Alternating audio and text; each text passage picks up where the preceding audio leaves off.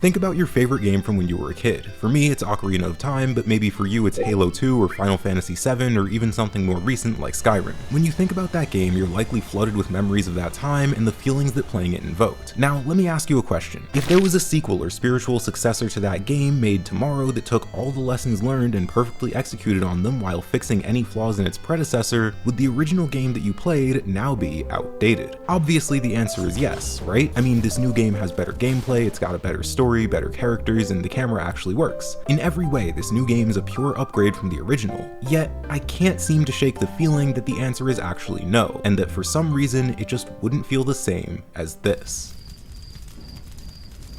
And I want to know why. So what makes a game outdated? Well, I think there are a few possibilities, the most obvious of which being ports and remasters. Games that are effectively just one-to-one with their original counterparts that boast updated graphics, frame rates, and audio. These are more objective upgrades that don't really change anything stylistically. Think games like the recent Switch 2 upgrades for the previous two Zelda games. These are the exact same games as they were on the Switch, but the frame rate is now a steady 60 instead of a choppy 30. Speaking strictly based on the numbers, it's pretty hard to argue that the original games are not inferior to these upgrades. Remakes, on the other hand, aren't nearly as straightforward. You've got stylistic changes like Trials of Mana and Pokemon Brilliant Diamond adopting clearly different art styles than their original sprite-based counterparts. These are naturally going to be divisive, as with them comes the idea that pixel art is inherently inferior to 3D models, which just isn't true. That's like saying physical paintings aren't needed anymore due to the existence of digital art. And what about something more extreme like the Final Fantasy 7 remake? Not only does this look just a bit different, but the gameplay and even the story have changed as well. If the goal of a remake is to make the original game outdated, and I don't think it is, then it would have to take advantage of technology that wasn't available 20 years ago without compromising the exact experience of the original game. But that's not the goal of a remake, not in my eyes at least. The goal of a remake is to,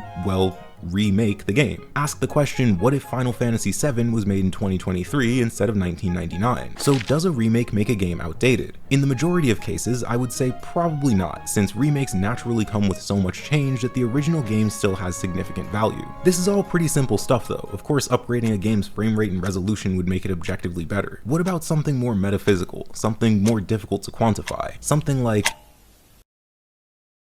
there are no exceptions to the rule of time. It's a pretty terrifying thing. It has the ability to destroy and dismantle anything and everything. Games that were once resplendent paragons of quality and graphical fidelity in their prime now look like this.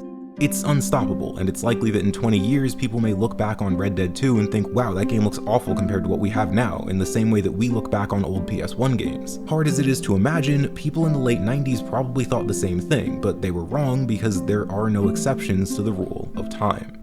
But what if there were? Chrono Trigger is a game about time travel, but ironically enough, it is, in itself, a paradox. You see, the only way this game makes any sense at all is if somehow the developers went to the future, studied modern JRPGs, and then went back in time to make Chrono Trigger. The problem is, most modern JRPGs are, in some way, either directly or indirectly inspired by Chrono Trigger. It's a causal loop paradox. Where did Chrono Trigger come from? How did this game inspire itself? Is Chrono Trigger's story of time travel a fictional one, or did it actually happen? Now, I understand this sounds crazy, but just take a look at the gameplay. There are 4 things Chrono Trigger does that weren't just revolutionary at the time, but even stand out amongst some of its modern contemporaries. It starts with this level of interactivity and authenticity in the overworld. So at the beginning of the game, the developers actually set a trap that you won't realize you've sprung until over an hour later. The game opens with the Millennium Festival, celebrating the 1,000-year anniversary of the kingdom's inception.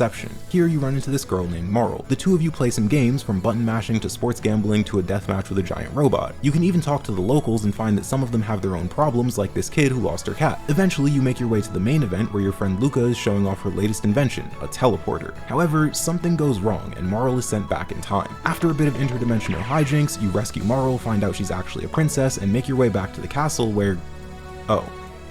this is fine, it's just a small misunderstanding. So we go through the legal proceedings and... Okay, so I didn't help the kid with her cat, I was busy. Yes, I did pick up the amulet before going to Marle, but it was shiny and I was curious. Look, I only tried to sell it because I like to exhaust all the dialogue options when I play...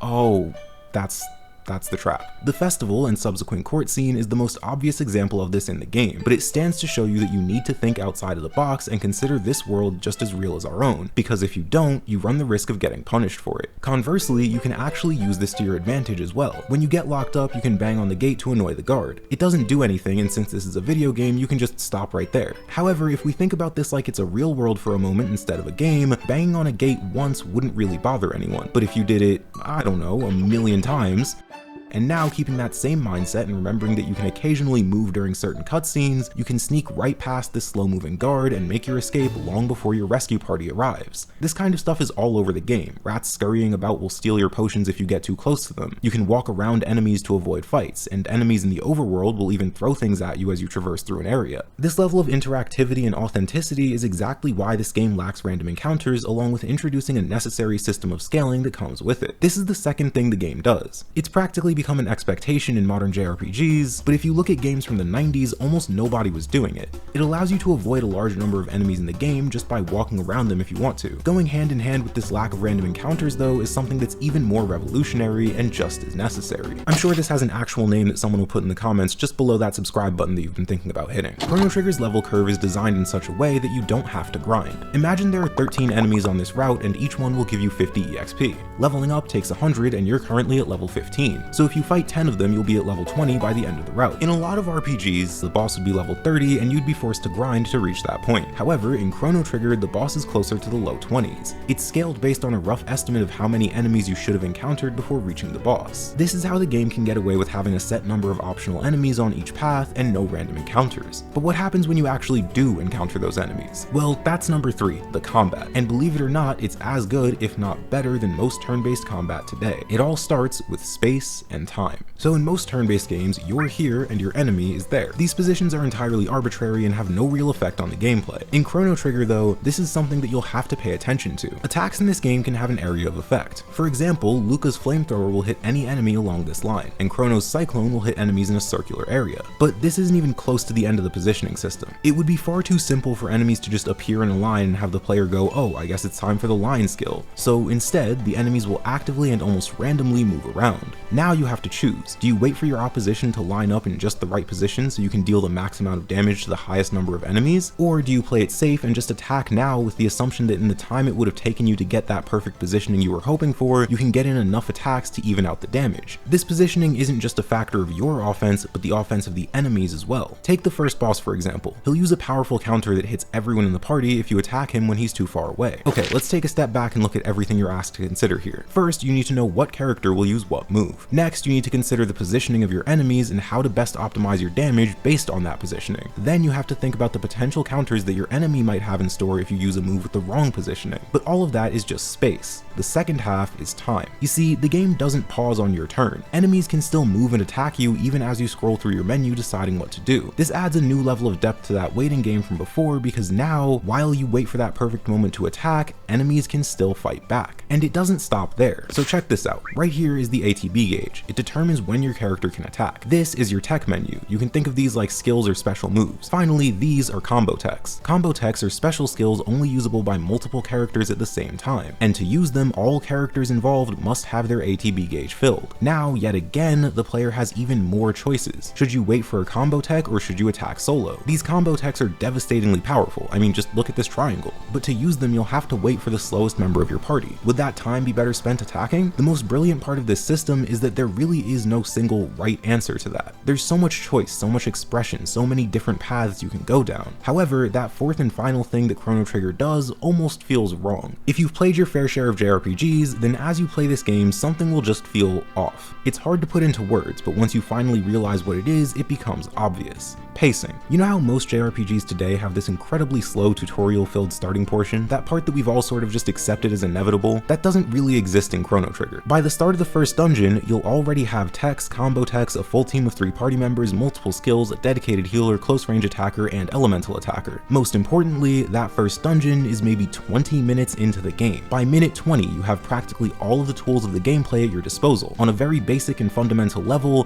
what you're doing here, this early in the game, is almost identical to what you'll be doing against the final boss. Of course, you'll unlock a ton of new skills and characters, but that sometimes multi-hour long period where all you can do is nothing but basic attacks or just use one skill heal while you wait for the rest of your party to show up doesn't exist here. And it's not just the start of the game either. From the instant Marl vanishes through that portal all the way to the credits, there's not a single dull moment. The true marvel of Chrono Trigger isn't simply its quality. This is such a remarkable game because its quality was achieved over 30 years ago. As much as I'd like to say that makes it flawless though, I just can't. Technology has undeniably evolved in the past 30 years. People have gotten better at programming, they've learned and studied games like Chrono Trigger, development teams have grown, and I guess most importantly, like what happens with practically all things that have tens of millions of people working to push the envelope every day for 3 decades, people have gotten better at making games. As wonderful as Chrono Trigger was 30 years ago, and as great as it still is today, there exist combat systems that I'm pretty comfortable saying are better. Take the recent Metaphor for example. It's got complex bosses that ask you to consider where and when you'll attack.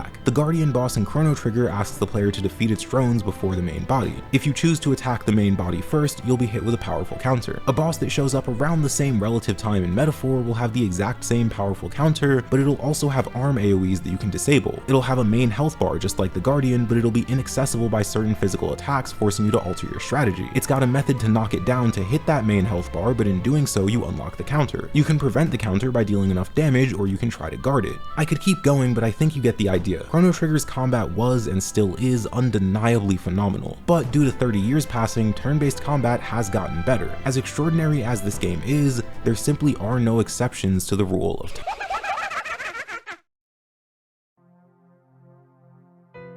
The Legend of Zelda may be my favorite video game series, but I never wanted to play Majora's Mask. Many fans of the series consider it the single best Zelda game, and one of the best games of all time. It's said to be unique beyond measure, with gameplay systems that are few and far between even today. Yet despite the endless praise this game received, I wasn't willing to play it, partially because of those gameplay systems, namely the timer, but also because of how dark and hopeless the game seemed. The theories that our hero, the iconic emerald-clad warrior who faces and overcomes any challenge, is actually dead in this game didn't feel great to me. And while sure, that is just a theory, the game itself was certainly far darker than my beloved Ocarina of Time and others in the series. This was a dying world, a disturbing one of sorrow, loss, fear, and confusion. Majora's Mask was a world of despair. I'll be honest, I just wasn't a fan of that. But now that the real world is better and more hopeful than ever, for those not looking at the screen this is a joke, I thought it was the perfect time to play the only 3D Zelda game I've never been able, or perhaps willing, to experience. If you've been on the internet for longer than 3 years, I probably don't need to tell you about how strange this game is. A large part of why it's so iconic is this atmosphere that's hard to put into words, along with these events that would feel uncomfortable and out of place in any game, especially one published by the family-friendly Nintendo. What you've likely seen far fewer people talk about is how this game feels to play, and in a conversation about outdated games, that's extremely important. I have some problems with the gameplay of Majora's Mask. Most of them are minor, a lot of them are technological, and some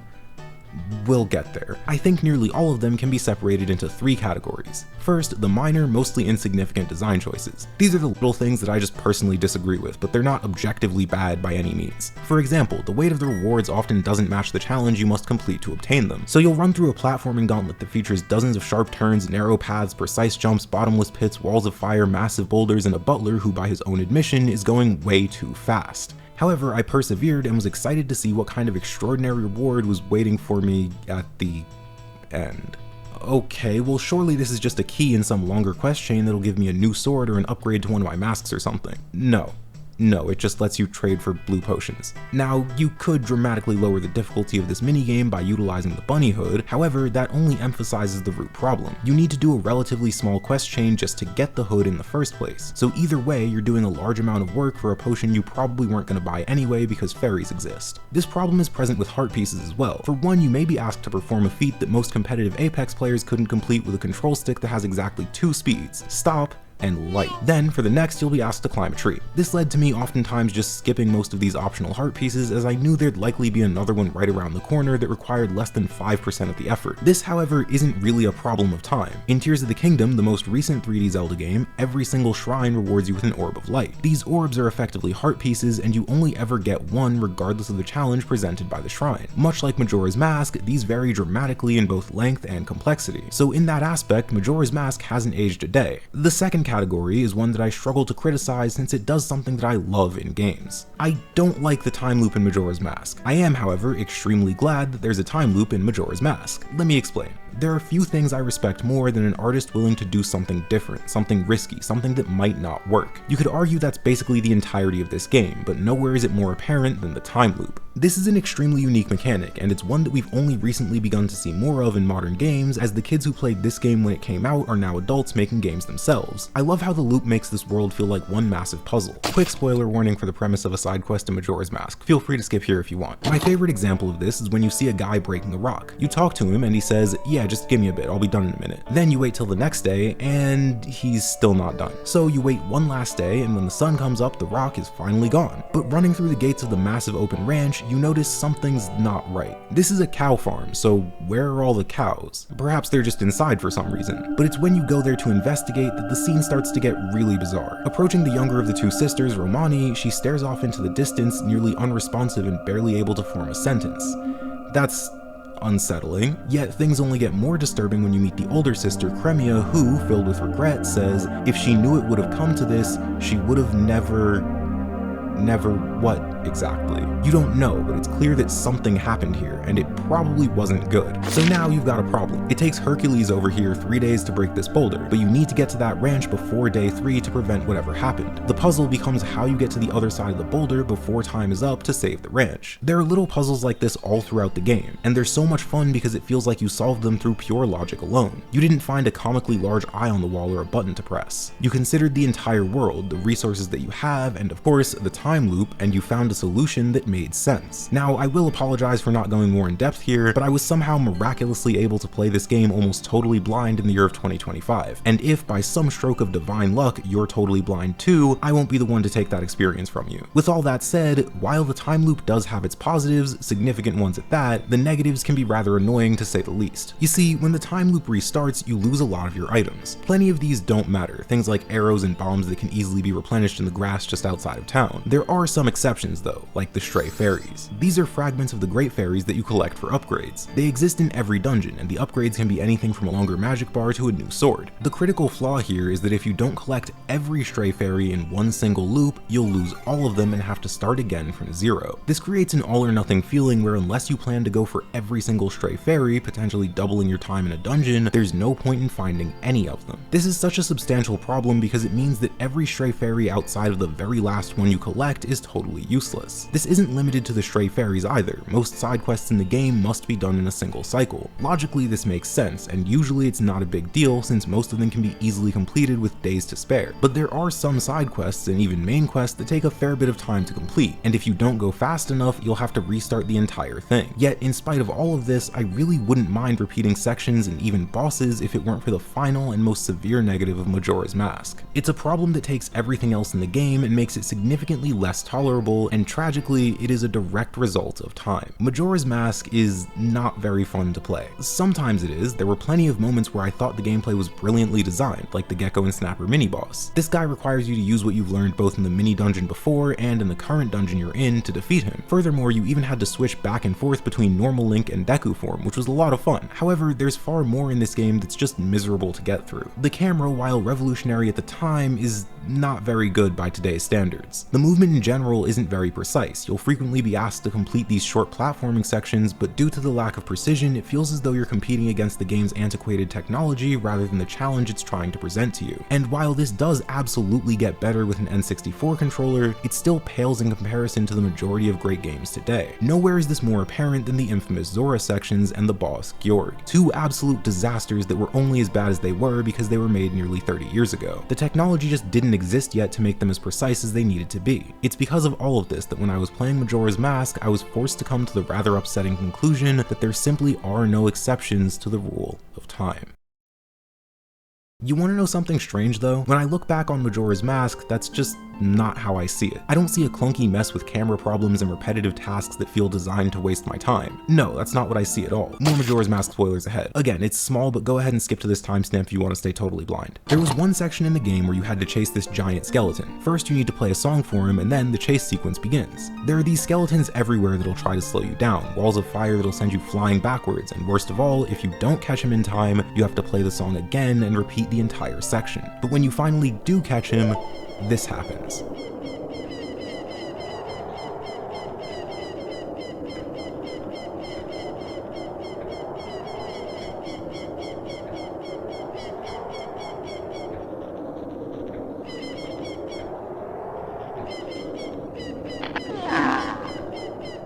That's Majora's Mask. That's what I see when I look back. In spite of the despair that lurks around every corner, the unsettling atmosphere, the impending doom of the moon itself effectively standing as an ever-present reminder of what will be the death of everything in Termina, when I look back on my time with Majora's Mask, I see this vibrant display of life. A soldier so dedicated to his cause that even in death he refuses to leave his post. Even upon completion of his task, he's still unwilling to rest until he gets express permission to do so. He salutes and freezes up, waiting, hoping, and you wonder for a moment what happens now. Then Link, with a bit of confusion himself, does the only thing you can do here. He salutes back and dismisses the stalwart guardian, finally allowing him to rest. But it's not just the somber, melancholic moments. This game is overflowing with this lighthearted, jubilant feel that stands in stark contrast to the impending apocalypse. I remember getting rewarded for a certain quest with a frog mask, and I could only laugh as I said, ah yes, of course, the frog choir, obviously that's what this is for. There were countless times where I almost hated this game, only for it to turn around and hit me with yet another emotional, funny, or genuinely meaningful scene. These colorful characters amidst such a dark and melancholic backdrop creates this beautiful juxtaposition. It creates this feeling, this timeless feeling that no matter what, somehow everything is gonna be okay. But I think there's another half to this, something that elevates these games in a way that can't be replicated without the use of time. Whenever I play an older game, I can't help but find myself imagining what it must have been like back then. As I begin to further immerse myself in this artifact of a time long gone, it's as though the world itself begins to shift around me. Each event in the game occurs not just within the context of the pixels on the screen, but with the knowledge that, decades ago, someone just like me was experiencing this game for the very first time.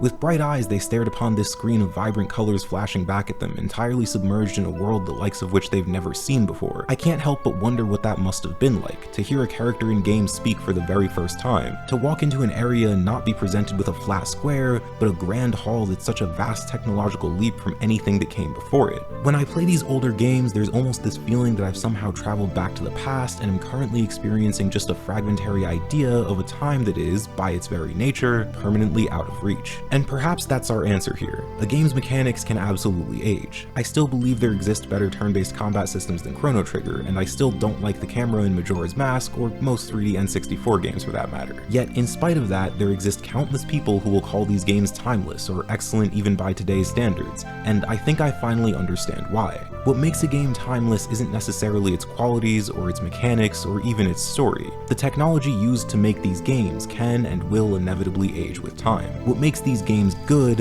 eventually becomes outdated, but how they make you feel, what makes these games special, never will.